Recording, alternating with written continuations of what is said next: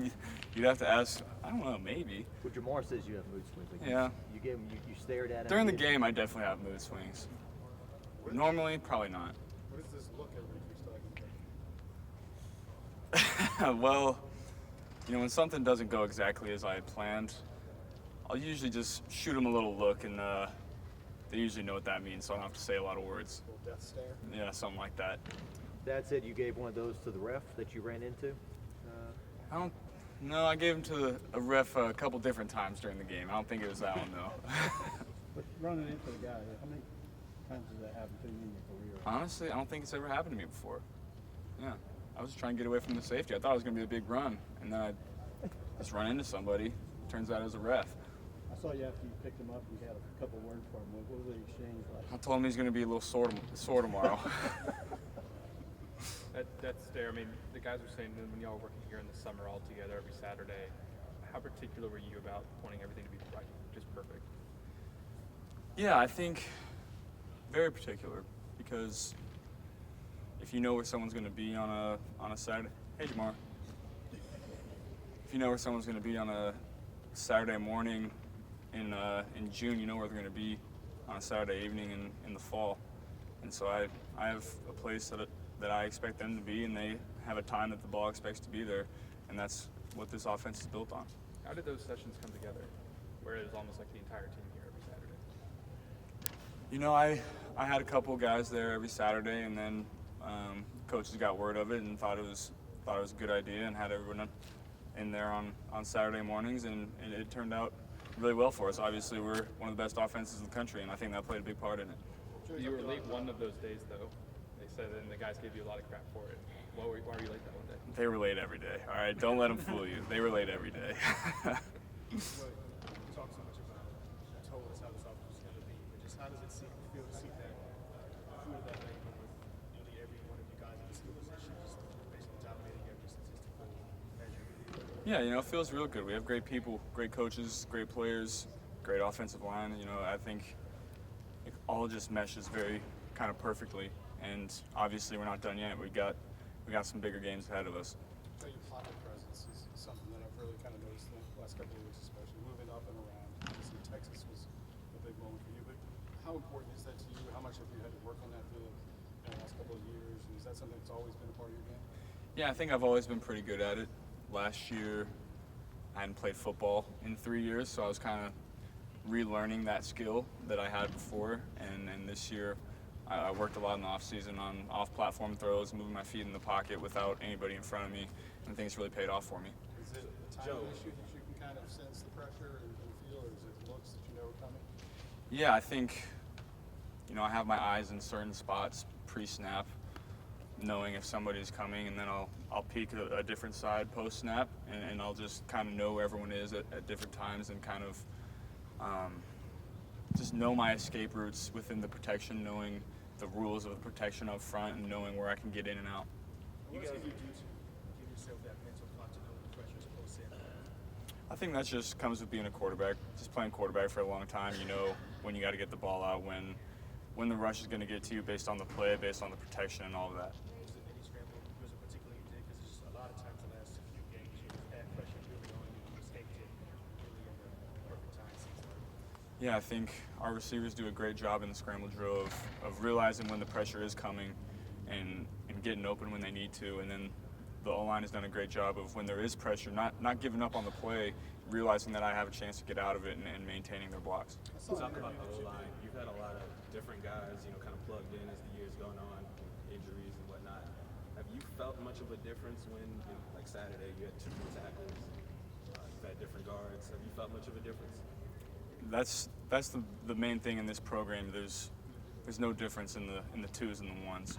I feel very comfortable with every guy we put in there, and when your coach always says put 11 on the field and you fight like a tiger, that's kind of the words we live by, and Badara and Adrian and Ed stepped up on Saturday.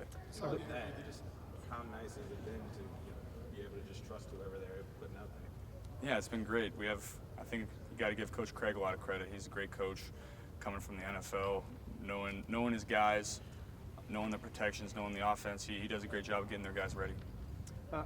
The local coach said it's a coach's dream when your most talented players are your most unselfish people. He said you guys are that way. Do you find that that's the case with your top players are unselfish and good people? Yeah, you definitely feel that throughout the program. And I think that's what makes teams special, when the guys at the top lead by example, not just vocally, but in the weight room, on the field, and lead by example. I saw an interview today. You were talking about toughness. How do you define toughness? Why is it important to define what toughness? And is that something that you kind of get from having two older brothers? No, I don't know if it's something that you get from having, because I never really lived with them. I was born when Jamie was 18 and Dan was 16, so I never really lived with them. I think it just, toughness kind of runs in the family.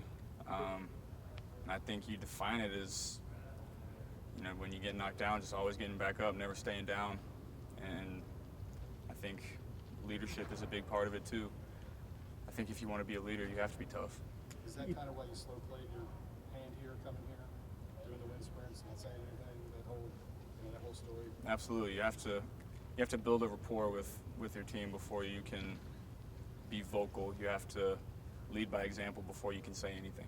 Joe, if you win this game, you're in the conference championship game for the first time in 8 years here. Yet, Coach said it's not a talking point. It's not being mentioned. That's the case. Yeah, that's the case. Obviously it's a big opportunity for us, but we're focused on beating Arkansas this week. Who's tougher, you or Clyde? I'll give Clyde that one. Little guy. Joe, there's been a lot of emphasis, obviously, on targeting on the field. But a play like Saturday when you got hit out of bounds and they got a flag, is that potentially a scarier play? Not just for you, but for anybody when you get hit. You don't know what you might hit or who you might run into on the sideline. Yeah, you don't really ever know what's on the sideline, and you don't really expect to be hit out of bounds, and that's why it's a penalty. But get right back up and go back to playing football. It's part of the game. You get hit playing football. I wasn't too worried about it. Do you feel like you were pressing a little bit on Saturday, like with the interceptions? No, I wouldn't say I was pressing.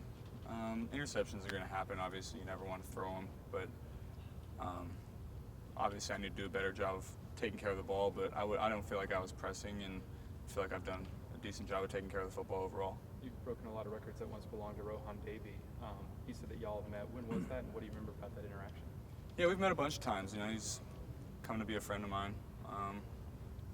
He knows anything he needs of me, he can call me and ask me, and I'll do it. He's a legend here, and anything he wants of me, he's got it. What's it like kind of having a relationship with someone where you're breaking the records that they once set in their youth, and now you're sort of passing them, you're having that friendship still? What's that all like? The first thing he said to me is he wants me to get to 4,000, and that's obviously more than he had back in 2001. And so he's wanted me to break all of his records. He knows how special we can be on offense. What about 528? Can you get to that one? Oh, I don't know. That's a lot of them. And he did it against Alabama. It's pretty good. I don't know. Probably not. Alabama was not good. They weren't? No, terrible. Still Alabama. Jamar is SEC Offensive Player of the Week. He and Justin both go over 1,000 yards. I know you got a bunch of targets, but could you speak about those two and maybe the work they put in to be where they are? Yeah, Jamar and Terrace are two of the most improved players I've ever been around. The work they put in the offseason was incredible, and it's starting to show on the field. Obviously, Justin has improved greatly too, but he was really good last year as well. And having two guys over 1,000 yards in just 10 games is pretty special. And I think it's a testament to not only those two guys, but the other 5 guys on the field, because if they don't have to worry about Terrace, Thad, and Clyde, but Jamar and Justin are getting double teamed every snap. But we got 5 guys that can catch the football and make you pay if you give them single coverage. 2 more for Joe. You talk a lot about leadership, and it's something you think about clearly a lot. And you talk about it like it's almost every step you take is premeditated. How much of leadership is preparation, and how much of it is kind of improvised? Yeah, I like that question. It's kind of both. You, as a leader, you do think about it preemptively, because going into every week, you have to decide, what the team needs to hear, what the team needs to see from the quarterback. And then a big part of being a leader is also adapting to different situations that you see and how you respond to those situations.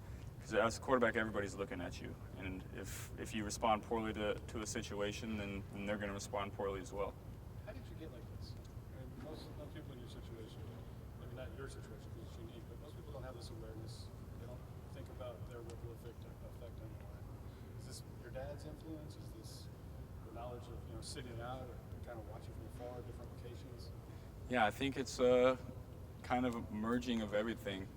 Dad being a coach, Coach Meyer talked a lot about leadership, and I was a backup watching JT Barrett, one of the best leaders I've ever been around, and I've got to sit back and kind of decide. Not everybody has the luxury of sitting back for 3 years and kind of deciding the kind of player and leader they want to be. And I'm grateful for that time because I got to watch 2, 3, 4 really great leaders and really take things from each and every one of them and kind of mold it into myself as a leader. Thank you, Jim.